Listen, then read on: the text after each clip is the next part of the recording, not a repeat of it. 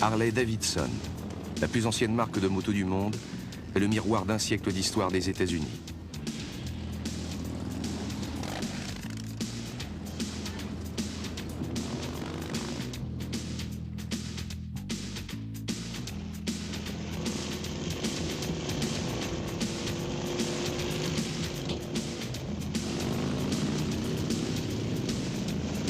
Rouler en Harley, ce n'est pas seulement se donner un genre, c'est sacrifier un culte. La Harley est une passion, une œuvre d'art, un symbole de liberté, voire un objet de fantasmes érotiques.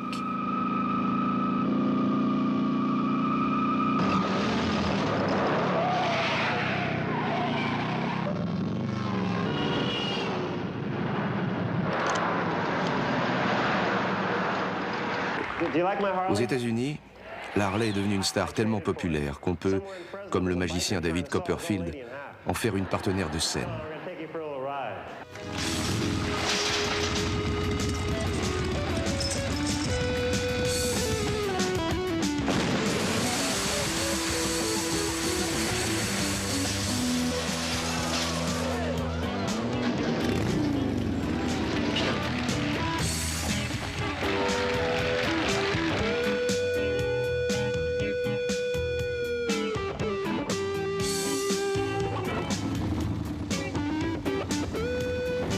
En 90 ans d'existence, la Harley a sauté toutes les barrières sociales et culturelles pour apparaître dans les endroits les plus inattendus, y compris dans l'art et le spectacle.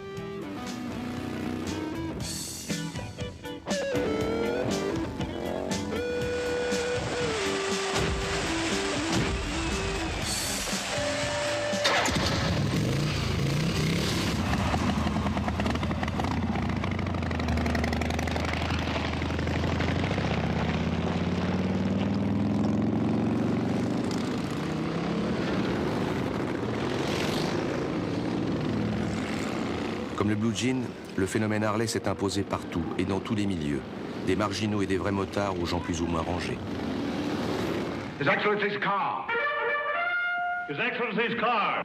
His Excellency's car!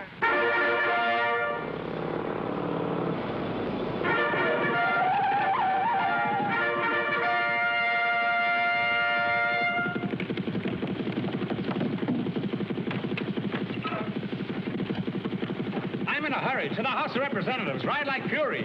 If you run out of gas, get Ethel. If Ethel runs out, get Mabel. Now step on it.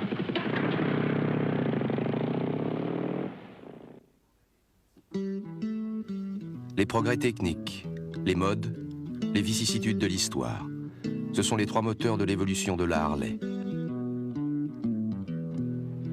Over the years, we've seen motorcycle toys, motorcycle books, motorcycle songs, movies. On ne compte pas les livres sur la moto, les chansons, les films, les shows télévisés. A whole culture based on Toute une two-wheel culture s'est développée transportation. autour du deux roues. I know, 'cause Et I'm j'en fais part of it. partie. For me, riding's a way of keeping sane. Pour when moi, the faire rest de of la the world moto, seems c'est to un be moyen going de garder crazy. toute ma tête, You quand get le reste du totally monde devient focused. dingue. Just you and the En road. moto, vous êtes concentré. Nothing Il n'y a else que much vous matters et at la that route. moment. Plus rien d'autre ne compte. And this whole culture wouldn't exist L'élément without clé de one cette key culture, element, c'est le cyclomoteur. the motorcycle. Les tout premiers croquis de cyclomoteurs datent du début du XVIIIe siècle. Dès que l'homme a eu l'idée de mettre deux roues l'une devant l'autre, il s'est creusé la tête pour trouver le moyen de les faire avancer.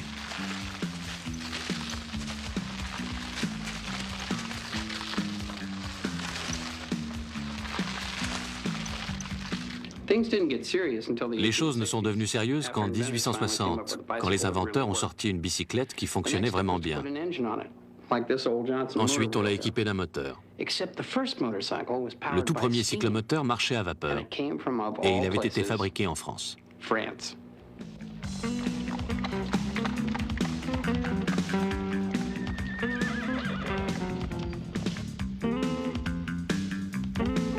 1868, l'inventeur Louis Perrault fixe un moteur à vapeur à l'arrière d'un vélocipède. Rudimentaire peut-être, mais ça marche. Il le fait breveter.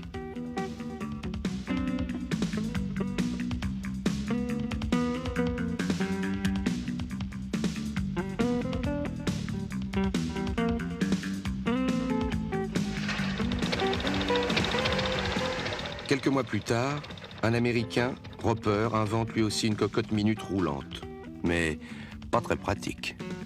C'est un ingénieur allemand qui va faire vraiment avancer les choses. En 1887, Gottlieb Daimler invente le moteur à pétrole qu'il installe sur un vélo.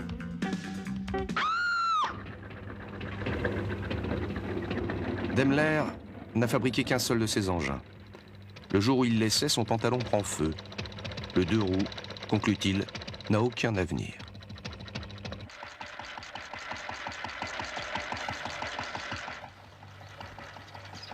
Début du siècle.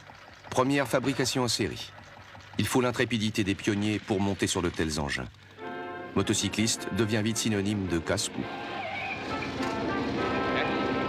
There he is.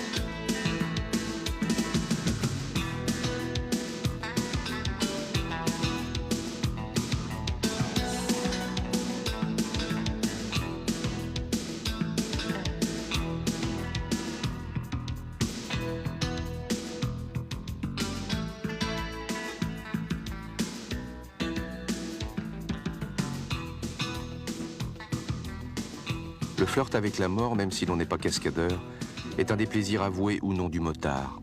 Sentir tous ses sens en alerte, voilà ce qui le fascine.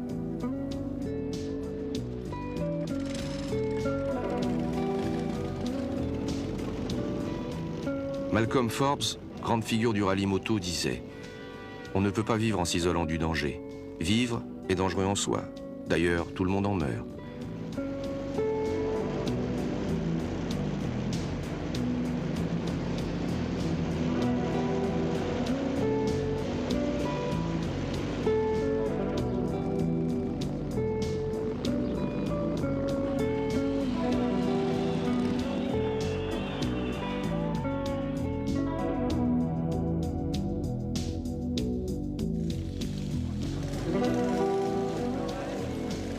Les débuts sportifs de la moto sont timides. En 1900, elle se contente de faire le train dans les vélodromes. Mais bientôt, elle occupera le devant de la scène.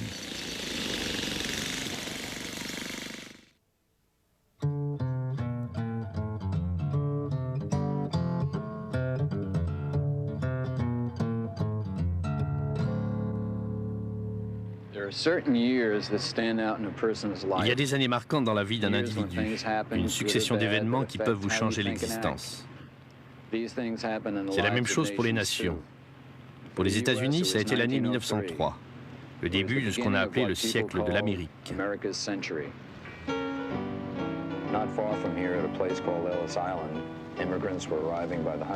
Les immigrants arrivaient dans ce pays mythique par centaines de milliers avec leurs rêves pour bagages. Tout semblait possible en Amérique. Et en 1903, on aurait pu le croire. À Kitty Hawk, en Caroline du Nord, les frères Wright réalisent le plus vieux rêve de l'homme. À Détroit, Henry Ford met au point son modèle A qui va révolutionner le monde des transports. Dans le Mississippi, un certain Andy commence à chanter le blues, ancêtre du rock'n'roll. Et à Milwaukee, dans le Wisconsin, un groupe de jeunes réalise aussi un rêve. Un rêve qui a un moteur et deux roues. Ces jeunes gens, Bill Harley et les trois frères Davidson, ont eu du flair. L'Amérique est en plein essor. Elle va avoir besoin d'un moyen de transport individuel bon marché et passe-partout. Ils fabriquent leur première motocyclette dans un atelier de fortune. Harley Davidson, année 0.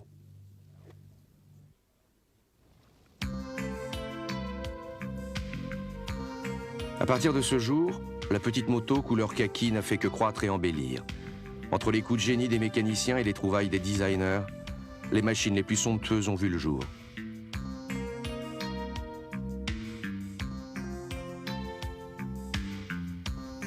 Bichonner sa Harley n'est pas suffisant. On se doit de la personnaliser. Dessins, peintures, accessoires en feront une pièce unique.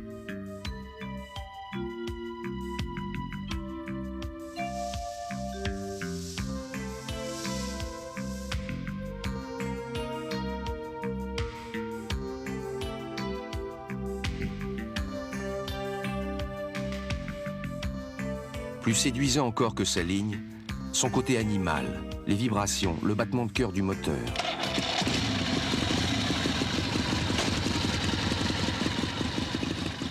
La Harley, c'est le bruit unique du V-Twin, le moteur bicylindre en V.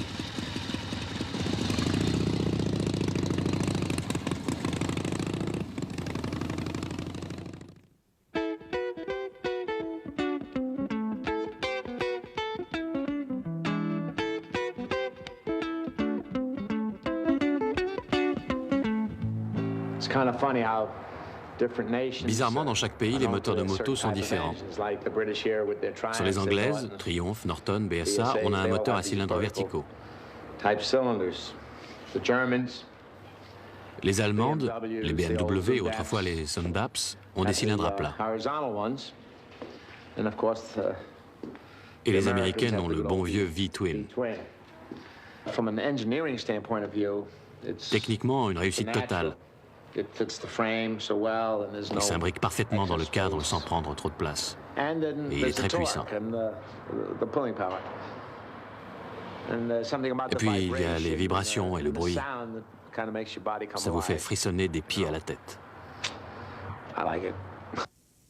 Le V-Twin, ça touche les gens à un niveau presque primaire. Le V de la victoire, le V de la paix, le triangle, la pyramide. Il y en a même qui voient une connotation érotique. En plus de ça, c'est un vrai bonheur à conduire. Alors pas étonnant que tout ça ait quelque chose de magique. Mais il n'était pas question de magie quand Harley a construit le premier moteur bicylindre en V. Le but, c'était d'avoir un moteur 2 fois plus puissant. Et en 1909, on en avait bien besoin.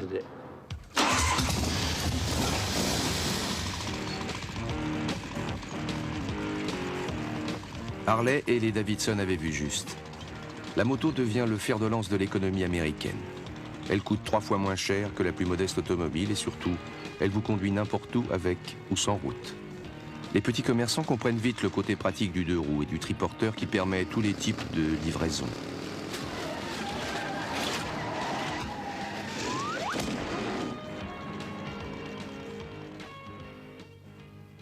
Les familles ont trouvé un moyen de transport économique et les jeunes célibataires un engin pas cher pour faire les fous.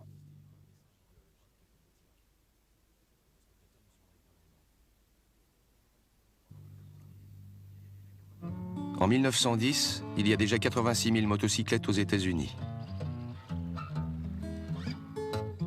Harley-Davidson n'est plus seul sur le marché, mais les 4 associés sont prêts à affronter la concurrence. Arthur Davidson met en place un réseau de vente qui couvre tout le pays. William, lui, s'occupe de la fabrication et construit des usines à tour de bras. Pas de problème de main-d'œuvre, les immigrants allemands et italiens arrivent par bateau entier.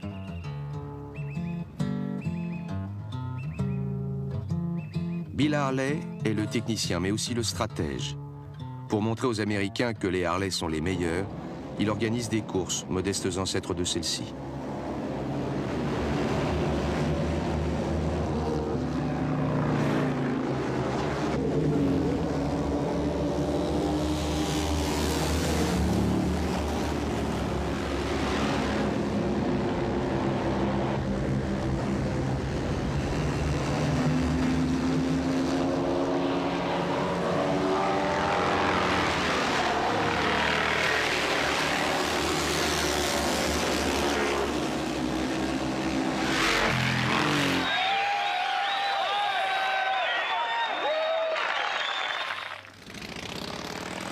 Dès leur début, les courses étaient de véritables opérations publicitaires.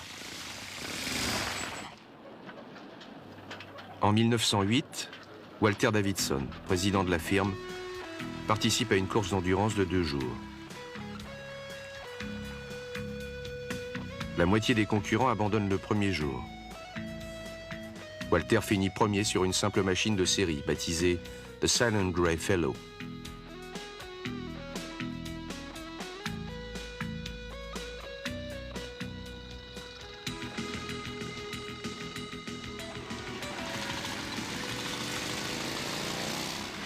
Dès lors, les Harley-Davidson sont de toutes les compétitions et de toutes les épreuves. Course sur route, sur piste, hors piste, cross-country, rallye en plein désert, ascension sans filet.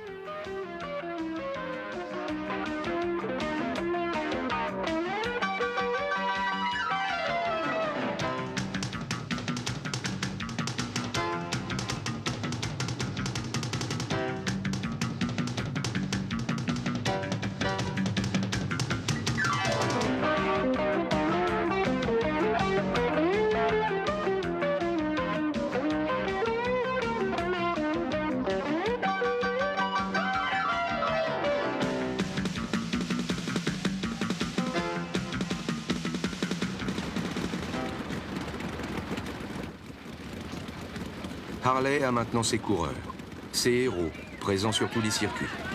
Et apparemment aucun rival, jusqu'au jour où une autre firme se distingue, Indian.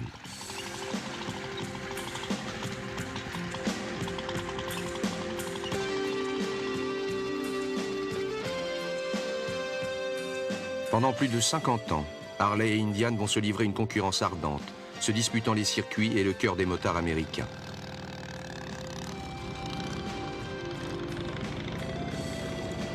Les motos Indian étaient dotées elles aussi du fameux bicylindre en V, le bon gros V-Twin, qui équipait les meilleures machines comme cette anglaise, la Vincent.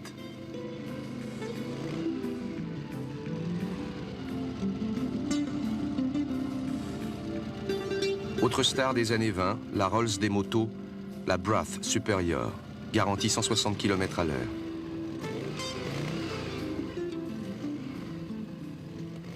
La Brath est indissociable de l'étrange personnage qu'était Lawrence d'Arabie. Lawrence avait 2 passions, l'Orient et la moto. Il est mort de la seconde, en faisant une embardée à plus de 100 km/h.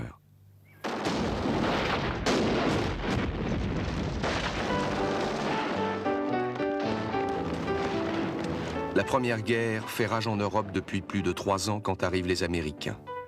Au front, les motards en Harley-Davidson seront chargés de porter des messages des QG au champ de bataille.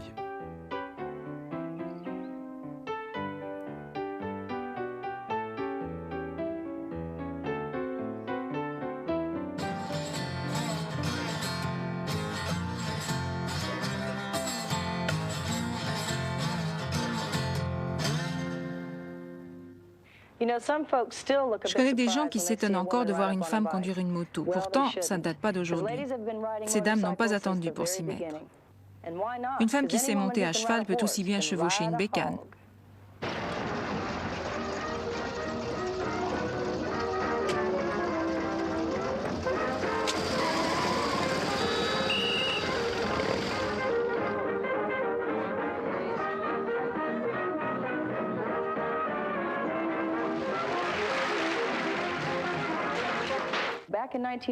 En 1922, Harley a sorti son premier 1200 cm3, un moteur gros et puissant, mais l'Amérique était prête pour ça.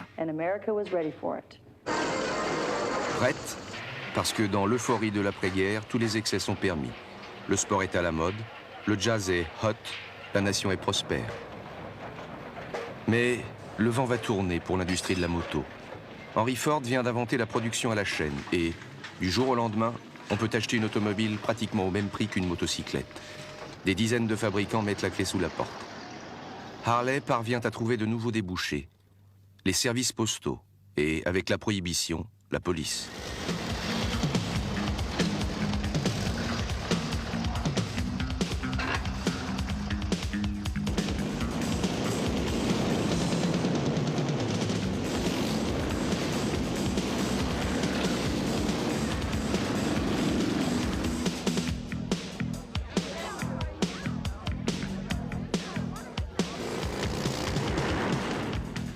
La police a choisi la moto des bootleggers. Les hors-la-loi roulent en Harley, les flics les poursuivent en Harley. Commence la course-poursuite dont le succès au cinéma ne s'est jamais démenti.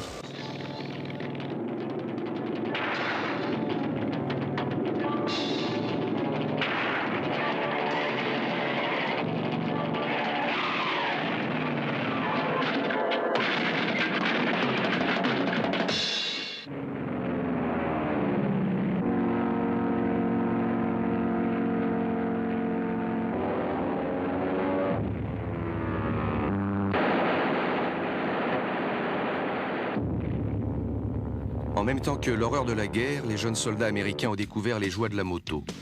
À leur retour, ils fondent un club de motocyclistes. La moto loisir est née.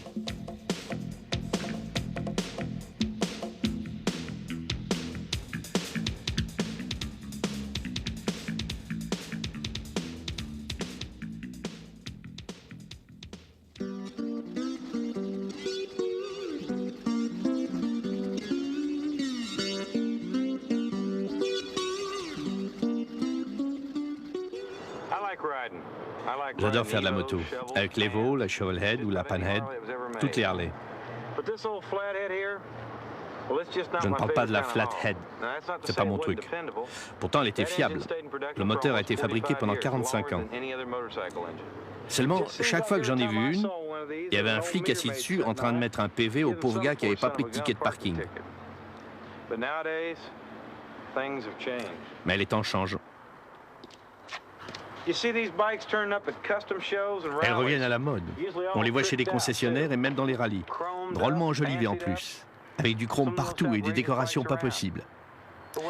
Mais quand la Flathead est sortie, les gens se fichaient pas mal du chrome. En 1929, on essayait de survivre.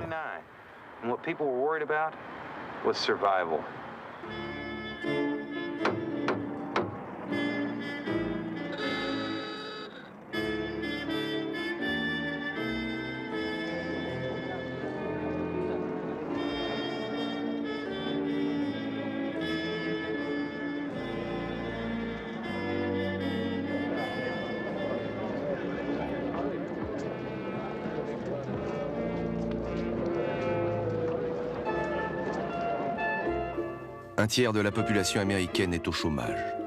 Plus personne n'a de quoi acheter l'essence. Et l'industrie de la moto est mourante. En 1931, seuls Harley et Indian parviennent à surnager. Harley se tourne vers l'étranger et c'est ce qui la sauve. On trouve les Américaines aux quatre coins du monde, de la Terre de Feu à la jungle de Rangoon.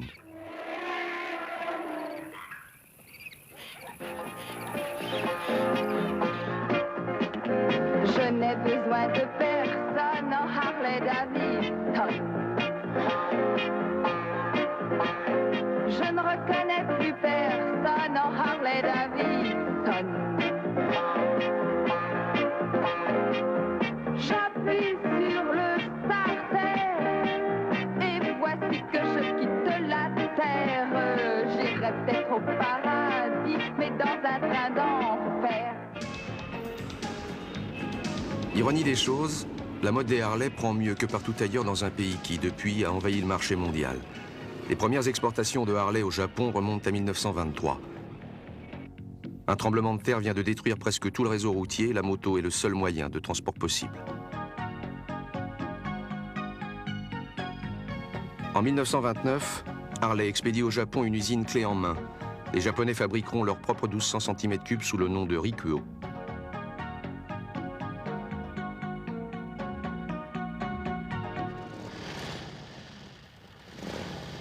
Au milieu des années 30, toutes ces belles machines seront transformées pour le combat. Le monde est à nouveau au bord de la guerre. I've got an appointment to insult Ambassador Francino. I don't want to keep him waiting. Step on him.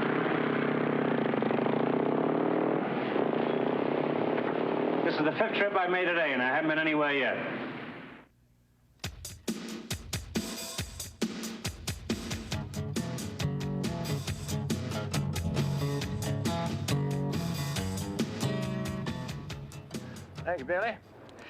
Quand les réalisateurs de ce film m'ont proposé de parler de l'époque des Knuckleheads, J'aurais pu me vexer. Knucklehead en argot, ça veut dire barjot. Mais c'est aussi un terme technique comme flathead ou panhead. Ça fait référence à la forme du moteur. Les couvre-culbuteurs ont la même forme que la tête du métacarpien, l'os de la deuxième phalange. Knucklehead en anglais. Ce moteur, le Knucklehead, est l'ancêtre de tous les moteurs Harley actuels. Le premier bicylindre à soupape en tête. Il est sorti en 1936, en même temps que l'Amérique sortait de la crise.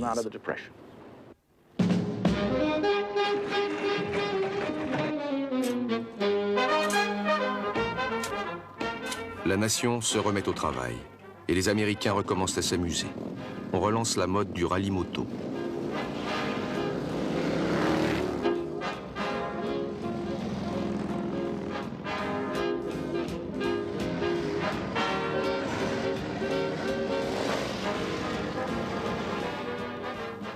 Clark Gable, Ward Bond et bien d'autres vedettes d'Hollywood roulent en Harley-Davidson.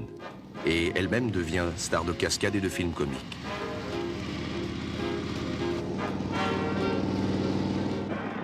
Hey, they passed us.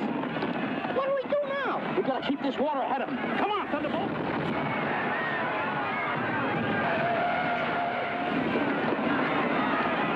I've got an idea. Take this. Get in there.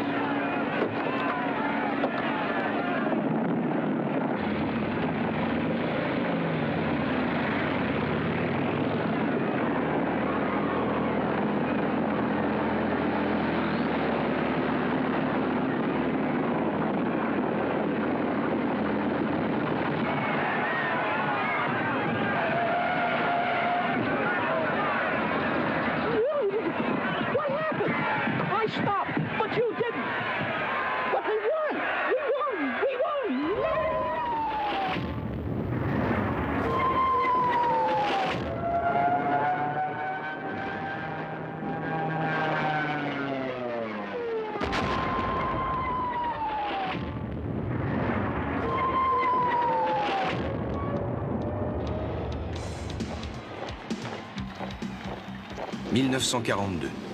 Harley-Davidson va participer cette fois encore à l'effort de guerre américain en vendant à l'armée des modèles de série modifiés à des fins militaires.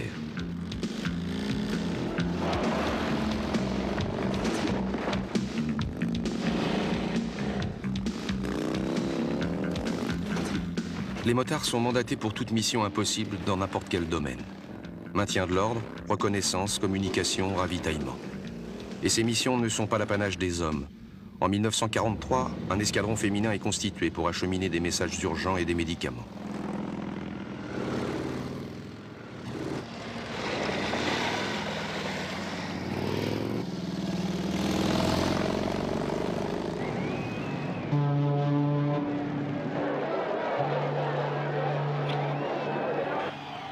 Harley-Davidson revient de la guerre plus puissant que jamais.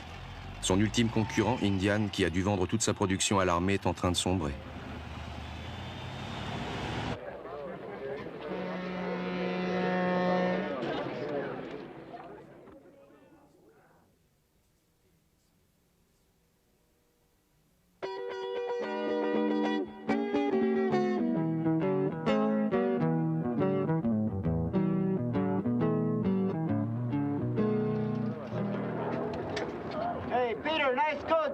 Thanks. It's 48. 1948 est une bonne année pour Harley. L'année où ils sortent la Panhead, la moto qu'on peut customiser comme on veut.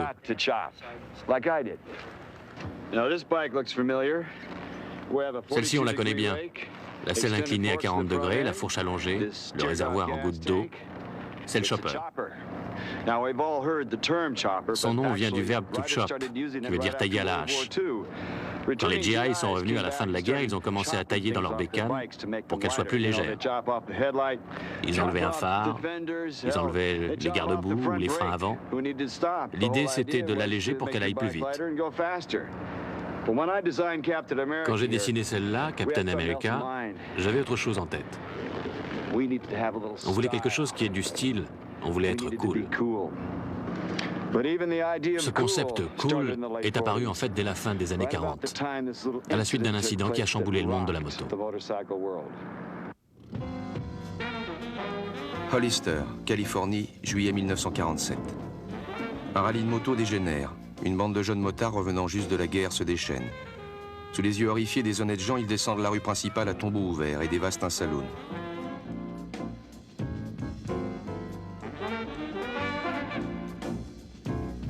Monté en épingle, l'événement affole les populations. En une nuit, les motards, ces petits jeunes qui s'amusent, sont devenus des voyous. En 1953, l'équipée sauvage dresse le portrait de ces nouveaux rebelles qui ne revendiquent que le droit d'être rebelles. Marlon Brando incarne un anti-héros, un jeune indomptable, violent, en révolte contre une société prospère, conservatrice et fière de l'être.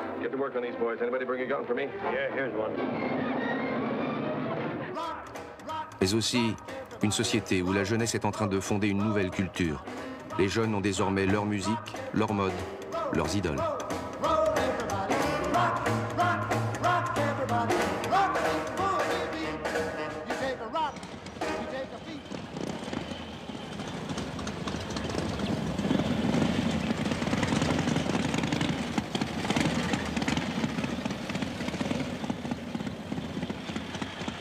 On commence à parler de délinquance juvénile et de conflits de génération.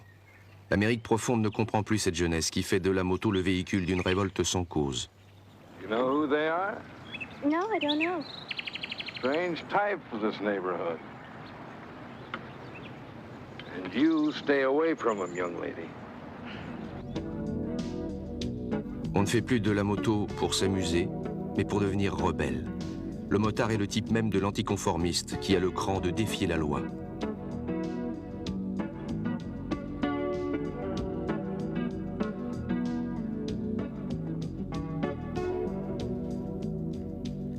Les bonnes vieilles Harley, les bennes à ordures comme les appellent les rebelles, sont évincées par le chopper. Certains mécanos refusent de réparer les choppers. Ils ne veulent pas avoir affaire aux voyous.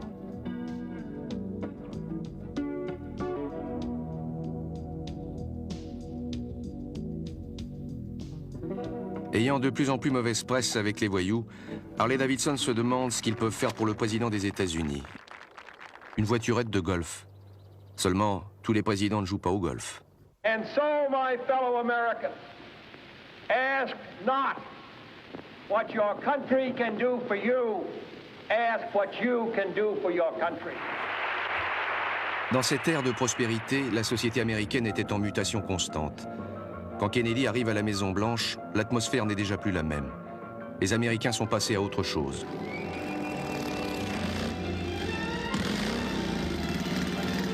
Steve McQueen est l'antithèse du motard des années 50. Dans La Grande Évasion, il incarne un rebelle, mais très sympathique.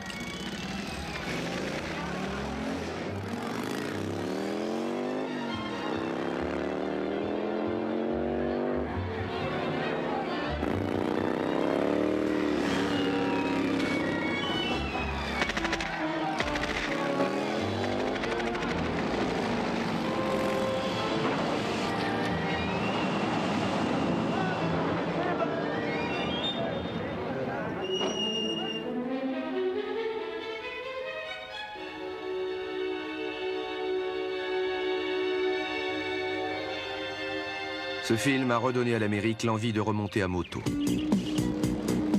Dans les années 60, les ventes grimpent en flèche, mais Harley-Davidson n'en profitera pas.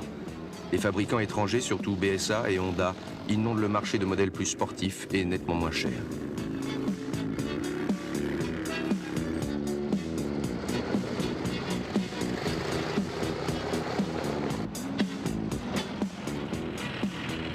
Harley se voit affublé d'une image complètement négative. Les Harley font vieux jeu, les choppers font mauvais genre.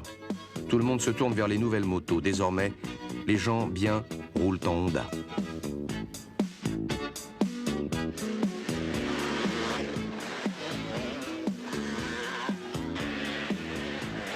Et les sportifs se déchaînent sur des terrains prévus à cet effet. Harley-Davidson n'a jamais fabriqué de moto de cross, ni ces petites motos que les parents achètent sans crainte à leurs enfants. Or, apparemment, l'Amérique ne jure plus que par ça.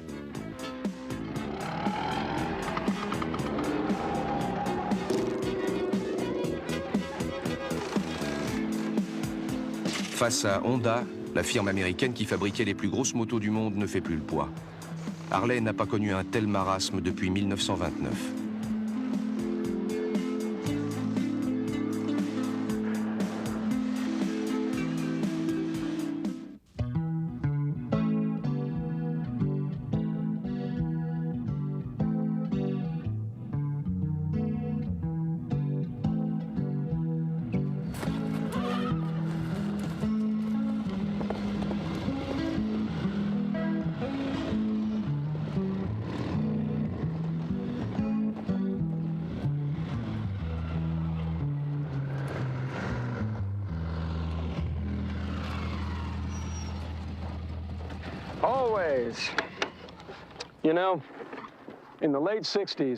La fin des années 60, ça a été la grande époque du rock'n'roll.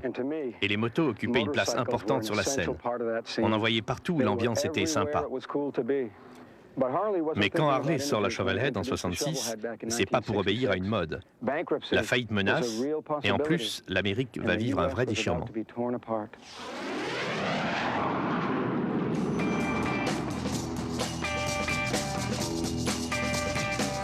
Le Vietnam est une guerre dont personne n'a voulu et que personne ne comprend. En plus des manifestations pacifistes, les mouvements antiracistes prennent de l'ampleur. La jeunesse rejette en bloc les valeurs petites bourgeoises et prône la libération sexuelle. Faites l'amour, pas la guerre.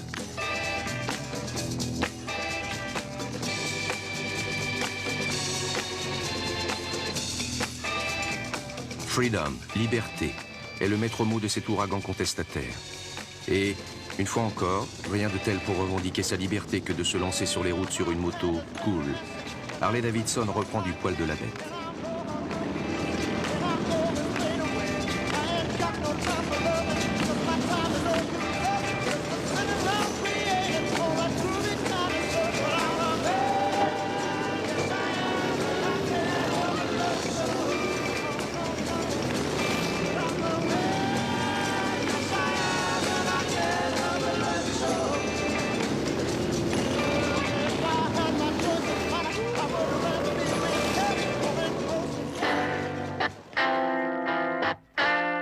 Easy Rider, devenu le film culte des adeptes de Harley, raconte le voyage à travers l'Amérique d'une bande de jeunes en quête de nouvelles valeurs.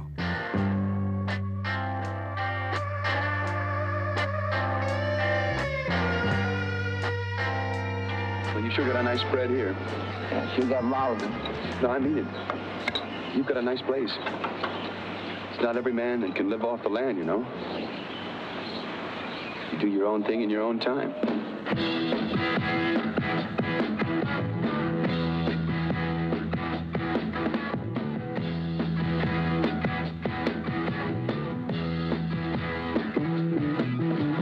Get your motor running. Head out on the highway. Looking for adventure. And whatever comes our way. Le motard n'est plus un simple provocateur, un rebelle sans cause, mais un enfant de l'Amérique à la recherche de son identité. La sienne et celle de son pays.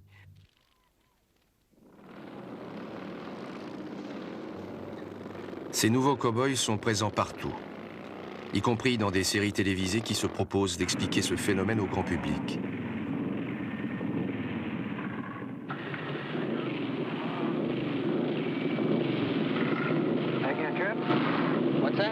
Taking a trip?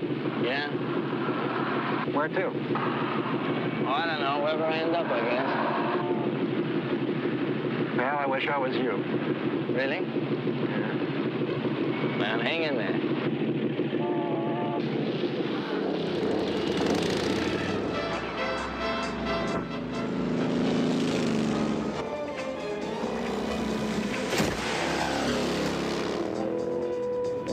Cette nouvelle image du motard, chevalier des temps modernes en quête de lui-même, avait tout de même du mal à faire oublier la mauvaise réputation qui lui collait à la peau depuis 20 ans.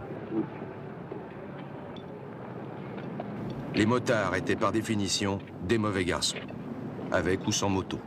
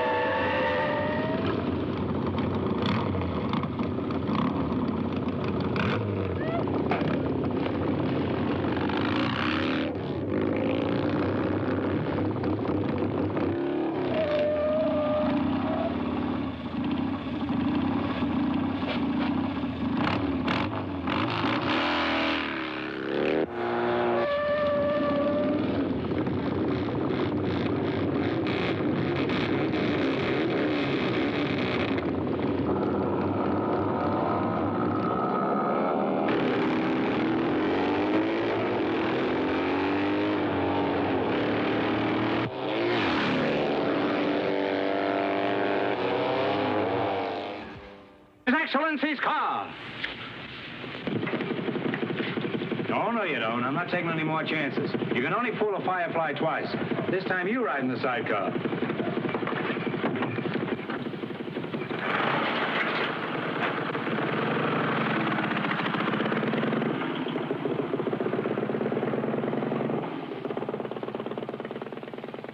This is the only way to travel. Dans les 10 années suivantes, le parcours de Harley sera très chaotique. Rachetée par AMF en 1969, elle est sauvée de la faillite. Mais les Japonais reviennent en force. En 1979, Harley n'a plus que 4% du marché américain. Beaucoup pensent que c'est la fin.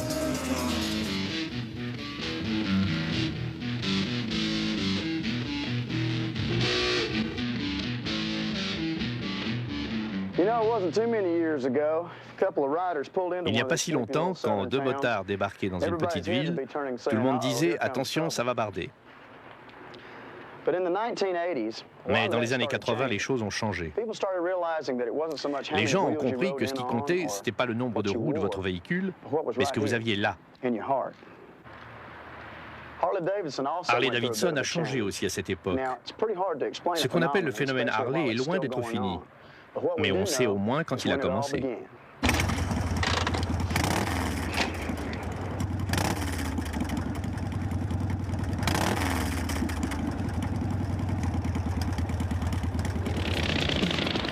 Les années 80, année de la Renaissance. En 1981, un groupe de cadres dirigeants de Harley rachète la société à AMF pour rénover radicalement la conception des modèles. En plus des innovations techniques, on s'investit à tous les niveaux. Solidarité entre les ouvriers et la direction, mais aussi relations publiques. Willie Davidson, le designer, se rend dans tous les rallyes pour discuter avec les motards.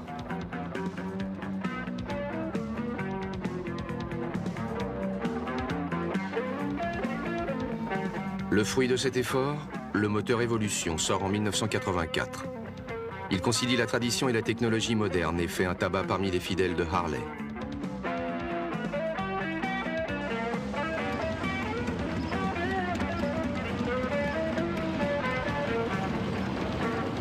La société était au bord de la faillite et voilà que ses ventes reprennent de plus belle.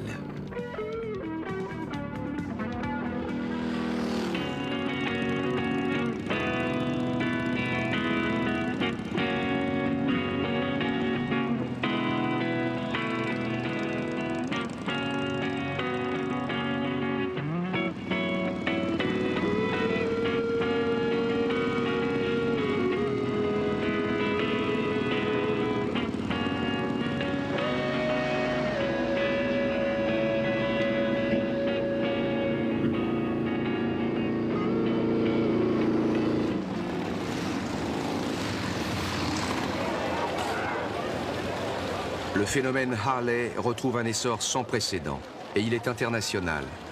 Les rallyes organisés aux États-Unis attirent des milliers de motards du monde entier.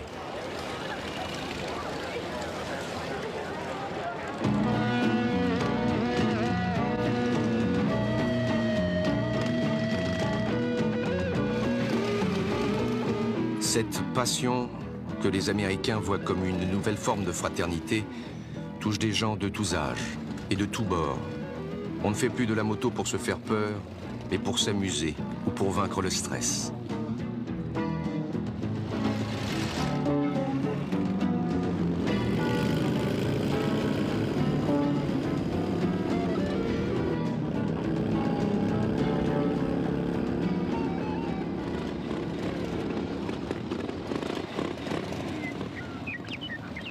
En se groupant dans un club qui compte des millions d'adhérents, les motards en Harley, fiers de leur non-conformisme, ont une façon originale d'afficher leur passion pour la liberté.